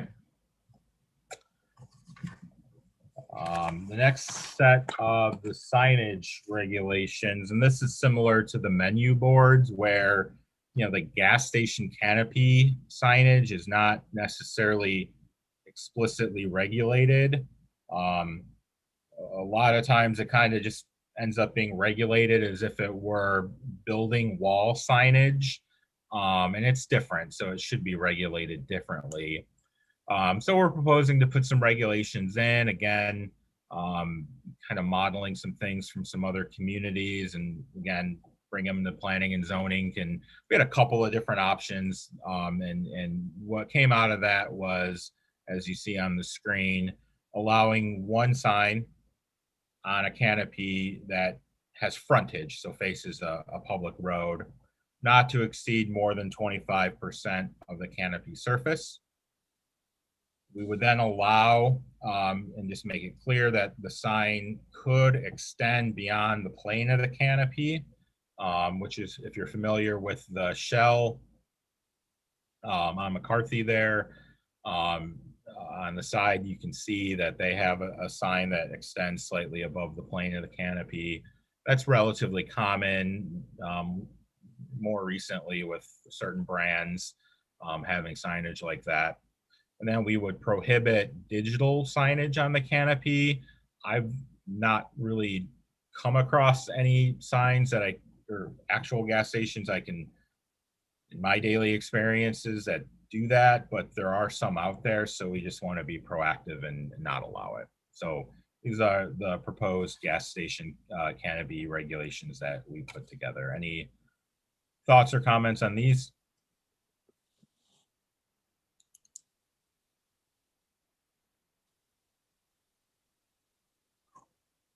Okay. And last but not least, our outdoor dining regulations. And just to note, these are specifically regulations on private property. The dining that is specifically in the downtown, on the sidewalk or in the right of way, that's regulated separately, actually through the business licensing section of the village code and not in the zoning. The zoning is for private property. In this case, so the existing code requires a special use for outdoor dining and drinking areas on private property with a seating capacity of 10 or more. We've had a couple of these recently, and then in addition to our experience over the last 10 months or so with COVID, where we have relaxed some regulations temporarily, thought process was to maybe streamline this process a little bit, and for outdoor dining on private property to maybe allow a path to allow it by right as a permitted if certain criteria were met. You know, the reason why we have required a special use is, you know, nuisance concerns about, you know, specifically noise and other nuisances that outdoor dining and drinking use would have on surrounding properties, specifically residential properties. So what we've put together would be that the outdoor dining could come in as a permitted use if there's no outdoor music, either live or amplified, recorded, whatever, no outdoor music, that the outdoor dining and drinking area is 50 feet or more from residentially zoned land or land use, and that the hours of operation would only be from 11 a.m. to 9 p.m. so that they're not doing anything too early to be a nuisance, and then not to allow it in the downtown district with the mix of uses in the downtown that you do have, you know, mixed uses with apartments and residents on second and third floors. We thought it best to keep that as a case-by-case basis with a special use. So, so again, these are the suggestions that we could put this and allow it as permitted by right if there's a couple of things that they check off. Otherwise, they'd still have to come in as a special use. Any thoughts or comments on these? So Mark, the businesses that are doing it now have to come in for a special use? You know, it is a special use. Got it now. Yeah, if it's 10 or more. So like Quarry was one recently that we Got it. did on state, which was a B3. More recently, we did that Bridge, the banquet facility, which had outdoor dining. Now that was in the DD, so that would still have to be a special use. The one that the Quarry did would still have to be a special use because they're doing outdoor music, at least what they propose to do outdoor music, and their hours would be later as well. But the thought process was, especially, you know, we're trying to be a little proactive here with COVID. We're not using it as an excuse. We're using it as opportunity, in that we've seen more and more businesses. We've relaxed these regulations during this COVID emergency. In many cases, there have been periods of time where folks weren't supposed to be dining indoors, and we allowed this outdoor dining. And I think it's gone well, and we haven't had a lot of complaints. And so, you know, just for a typical restaurant to just want to be able to set up some chairs, have 10, 12, 15 people outside, just for dining purposes, that we allow that. Got it. So Mark, like, is this going to affect people like Next Max and then Canal or Digs on Canal? Is that who will affect? Well, again, those would be in the DD, so it wouldn't impact them. like Fork and Spoon, I mean, they can now do Yeah. this without. So, yeah, again, we're thinking about businesses outside the downtown that ordinarily wouldn't necessarily have outdoor dining. Again, Quarry being an exception, and there's a handful of others. But to allow them, and those that are already in place would be allowed to continue. But if a new business comes in and says, you know, things have changed, right, because of COVID, that they'd like to have an outdoor area, and again, just for people to eat. They're not doing outdoor music.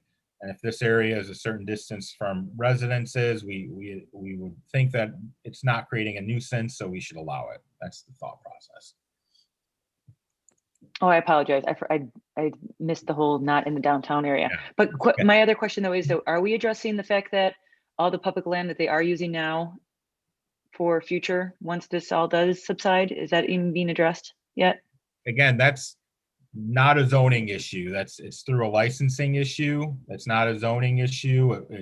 Dealing with dining on the public right of way, sidewalk cafes is not something that would go through the Planning and Zoning Commission or it wouldn't involve a UDO amendment. That's in a separate part of the village code. Obviously, that's something that we can look at. Obviously, because that would be a change that would have to come to the board, of course. But we need to look at that more as well with Public Works, because that impacts Public Works in the downtown. Hey, Mark, that would be individual license agreements with each business, correct? So pre-COVID, going back in time, we had a provision in the code for sidewalk cafes, is what it's called. It's in Title V of the Village Code, and it's just an extra licensing process. And there's a number of regulations spelled out in there. There's insurance requirements that they would need to provide. They need to provide a diagram, a site plan, if you will, showing how they're setting it up so that we know there's still enough sidewalk area with enough width for pedestrians to still use. So that's the traditional process for these outdoor in the public right away. They'd have to go through that as a license. Mark, I've got a question. Yes. Quarry Pub. I see no activity there. I don't even think they plowed a lot. So are they still functioning or? Yeah, they are. And in fact, I've exchanged a few emails with Mr. Taft over at Quarry regarding some signage matters, nothing significant, but I believe they're operating. I do believe, though, he's not what was proposed with his special use involved, that area is grass, so it'd be paved, etc., putting in a fence, and he just hasn't gone through with that part of it. Okay, so, because I see like no cars in the lot's not plowed. So that part, that much I don't know. I thought they were still operating as much as they could with COVID restrictions.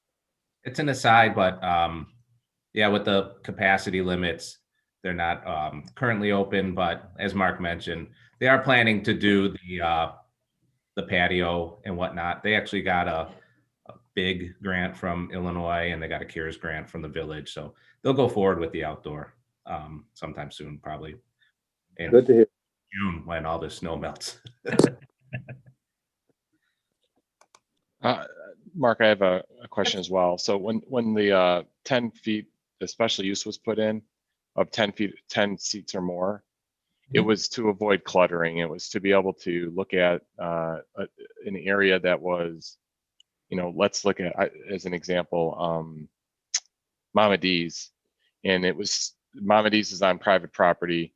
And we wanted to basically say in those spaces, if you're going to put more than 10 seats outside, we want to evaluate the area you're putting the seating in, because there is no regulations on seating. So theoretically, they could clutter up the entire walkway and eliminate the use of that walkway. So that's why the 10 or more came in. So it's permitted up to 10 seats. So I guess the only thing that I'm really still concerned about with this, I don't have an issue kind of trying to expand the usage, but we're not doing any kind of factor that says, is there still a walkway? So once we get back to post-COVID, right, where it goes back to normal, I like the outdoor and signing seats, but my biggest concern is it went to 10 so we could get special use to ensure that the space they were using still allowed for people to walk in a comfortable setting instead of packing the area. So that's my concern on this one. That's a good point. obviously there's still the ADA requirements, so they shouldn't be, cluttering that too much. But we can maybe look into putting another provision in there that requires them to have a minimum of 3 feet wide or 4 feet. We could look at that and put something like that in there to avoid that issue as well. That's a good point. Yeah, if we can do that, some type of a limit on the space, that'd be great. Because I do like the time. I like everything else you kind of have in here.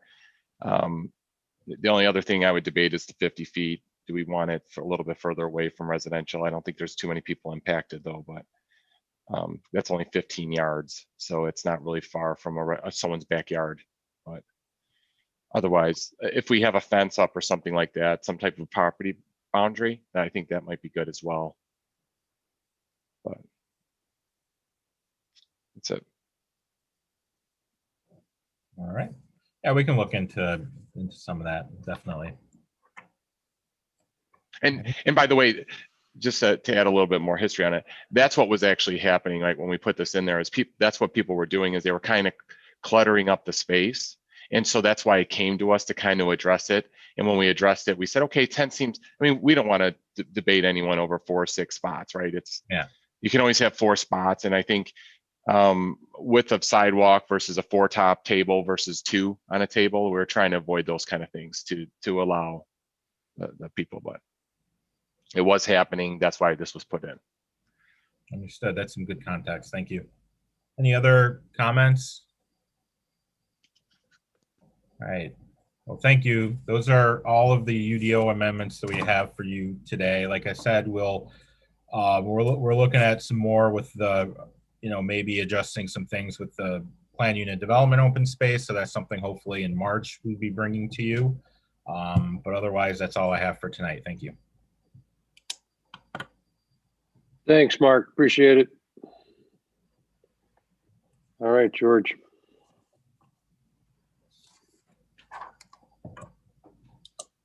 That's all I have for the agenda, Mr. Mayor. We do have, we can start if anybody have any new business or unfinished, and then I'll get into audience, but I don't see anybody. So anybody for new business or unfinished?